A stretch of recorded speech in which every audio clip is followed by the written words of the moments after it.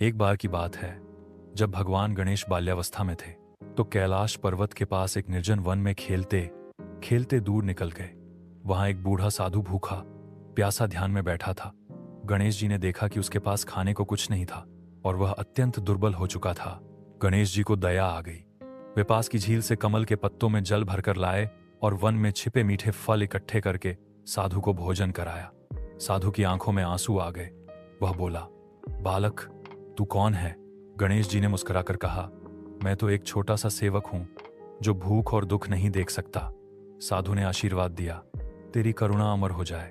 यह लीला किसी वेद पुराण में नहीं लिखी गई, क्योंकि वह साधु बाद में ध्यान में ही समाधि को प्राप्त हो गया और इस रहस्य को किसी को बता नहीं सका।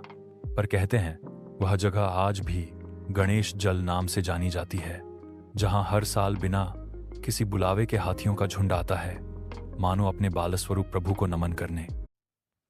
एक बार की बात है, जब भगवान गणेश बाल्यावस्था में थे तो कैलाश पर्वत के पास एक निर्जन वन में खेलते खेलते दूर निकल गए। वहां एक बूढ़ा साधु भूखा प्यासा ध्यान में बैठा था। गणेश जी ने देखा कि उसके पास खाने को कुछ नहीं था और वह अत्यंत दुर्बल हो चुका था। गणेश जी को दया आ गई। वे पास की झील से कमल के पत्तों में जल भरकर लाए और वन में छिपे मीठे फल इकट्ठे करके साधु को भोजन कराया। साधु की आंखों में आंसू आ गए। वह बोला, बालक, तू कौन है?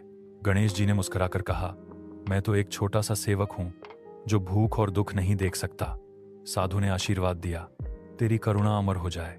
यह लीला किसी वेद पुराण में नहीं लिखी गई, क्योंकि वह साधु बाद में ध्यान में ही समाधि को प्राप्त हो गया और इस रहस्य को किसी को बता नहीं सका। पर कहते हैं वह जगह आज भी गणेश जल नाम से जानी जाती है, जहां हर साल बिना किसी बुलावे के हाथियों का झुंड आता है, मानो अपने बालस्वरूप प्रभु को नमन करने। एक बार की बात है, जब भगवान गणेश बाल्यावस्था में थे तो कैलाश पर्वत के पास एक निर्जन वन में खेलते खेलते दूर निकल गए। वहां एक बूढ़ा साधु भूखा प्यासा ध्यान में बैठा था। गणेश जी ने देखा कि उसके पास खाने को कुछ नहीं था और वह अत्यंत दुर्बल हो चुका था। गणेश जी को दया आ गई।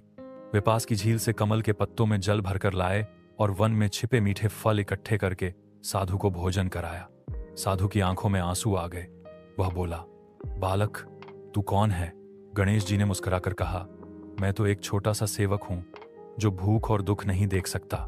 साधु ने आशीर्वाद दिया, तेरी करुणा अमर हो जाए। यह लीला किसी वेद पुराण में नहीं लिखी गई, क्योंकि वह साधु बाद में ध्यान में ही समाधि को प्राप्त हो गया और इस रहस्य को किसी को बता नहीं सका।